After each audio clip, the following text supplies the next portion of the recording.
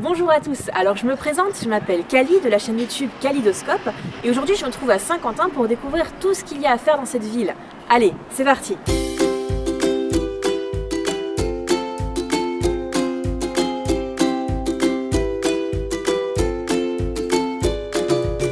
Je dois bien vous l'avouer, je ne connaissais pas Saint-Quentin avant d'y aller. Enfin si, il y avait bien les vidéos de Nota Bene, mais à part le côté historique, je ne savais pas trop ce que j'allais trouver dans cette ville. La bonne surprise, c'est que j'ai eu la chance de dormir dans une roulotte, et l'expérience en vaut le détour. Ici, je me trouve environ à 10 km de Saint-Quentin, donc c'est un endroit où on peut louer des roulottes comme celle-ci. On peut aussi louer des petites cabanes près d'un ruisseau, et c'est vraiment très calme, c'est un environnement qui est reposant, on est proche de la nature, c'est très ressourçant. J'ai bien dormi, ça fait du bien de se déconnecter un petit peu parce qu'ici il n'y a pas forcément le wifi et ça fait du bien un petit peu de laisser son téléphone portable de côté et de penser juste à soi et à ce moment proche de la nature. Bon, après une bonne nuit de sommeil, il est grand temps de découvrir ce que Saint-Quentin a à offrir. Et on peut dire que mon arrivée dans la ville est quelque peu épique.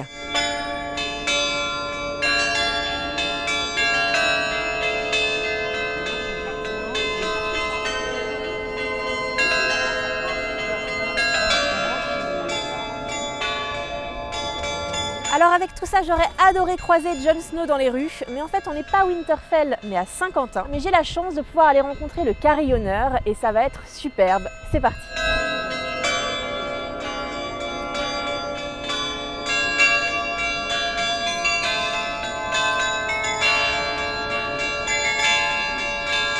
Ça fonctionne comme un piano? Une partition de carillon, c'est comme une partition de piano. À part que ça, c'est les mains et ça, c'est les pieds. Ici, on ne peut pas avoir de clavier de piano parce qu'à chaque fois qu'on déclenche, qu'on appuie, il faut déclencher un battant sur les cloches. Et là, il y a une grosse inertie. D'accord. Donc ça ne peut jamais être avec les doigts. C'est poings et doigts écartés.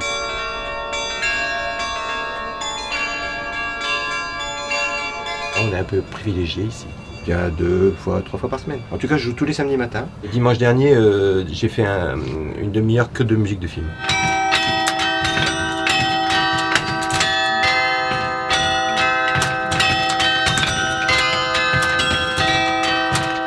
C'est quand même exceptionnel, non? D'ailleurs, là je me trouve sur la place de l'Hôtel de Ville, et c'est tout simplement l'un des lieux les plus incontournables de la ville. L'architecture est spectaculaire et la place est très animée et donne envie de se poser en terrasse pour boire un verre. Mais ce n'est pas le moment puisqu'à quelques pas se trouve la majestueuse basilique que je ne pouvais pas manquer.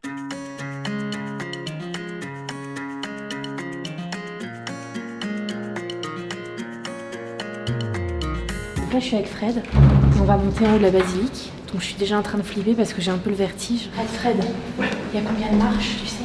200. 200 marches là? Oui. D'accord, ok. À quelques unités près. Alors tu m'as eu parce que je pensais que j'étais arrivée en haut. Ah oui, mais c'est Et je me suis dit bon ça va, 200 marches. C'est comme on a dit, tu sais qu'il y a des paliers à franchir. Bon là ça y est, là c'est le dernier tronçon, on ne s'arrête plus. Donc là ce que l'on va faire, c'est qu'on va monter ces quelques marches, on va prendre à gauche et on va se retrouver dans la nef. Waouh, c'est un truc de fou. On se sent un peu petit ici là, du coup.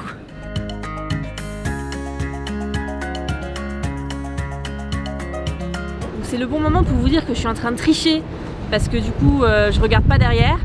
Mais alors l'astuce quand on a le vertige c'est de regarder au loin, parce que ça marche pas tout le temps. Il a fallu grimper l'escalier en colimaçon qui était juste interminable. On m'a dit à peu près 200 marches et j'ai cru qu'il y en avait au moins 500. Et voilà, donc maintenant après toutes ces émotions, je pense que je vais juste aller manger un peu ou boire un verre pour fêter ça. Des restaurants à Saint-Quentin, il y en a beaucoup. Mais celui que j'ai préféré n'est autre que la Villa d'Ille qui offre un cadre magnifique sur le thème incontournable de la ville, l'art déco. Mais on y reviendra puisque je vous laisse profiter de quelques-unes de mes assiettes qui ont éveillé mes papilles.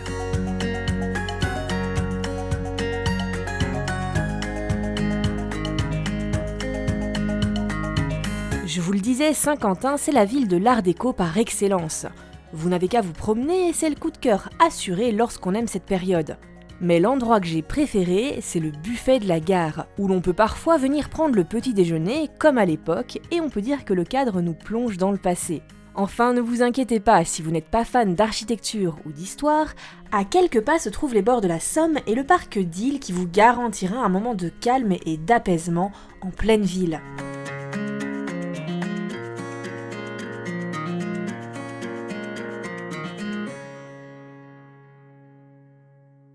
Et c'est pour moi l'endroit parfait pour me ressourcer avant de partir visiter les anciens cachots royaux et les souterrains de Saint-Quentin.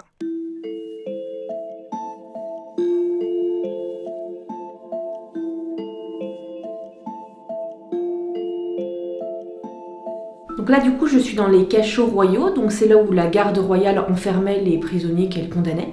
Et donc a priori dans cette petite pièce, eh bien on enfermait jusqu'à 3 personnes. C'est tout petit.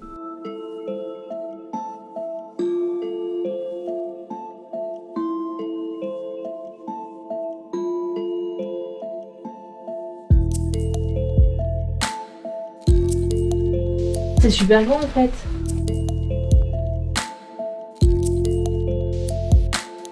Alors effectivement, les souterrains de Saint-Quentin, il y en a, c'est assez grand, il y a beaucoup de choses à voir, mais surtout ce qu'il faut savoir, c'est qu'on n'arrête pas de découvrir des portions de ces souterrains au fur et à mesure, puisque effectivement, on ne connaît pas tout. Ah, j'ai trouvé la réserve d'alcool. Bon, c'est pas tout ça, mais moi qui ai déjà un peu le vertige, je suis aussi claustrophobe, donc là maintenant, je vais sortir.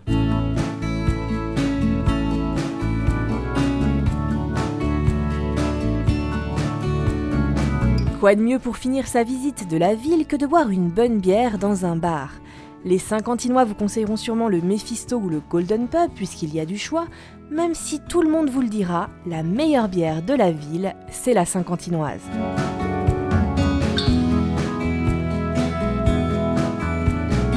Je tenais à remercier l'Office de tourisme du Saint-Quentinois qui m'a permis de faire cette vidéo, mais également tous les acteurs locaux que j'ai rencontrés pendant ce week-end.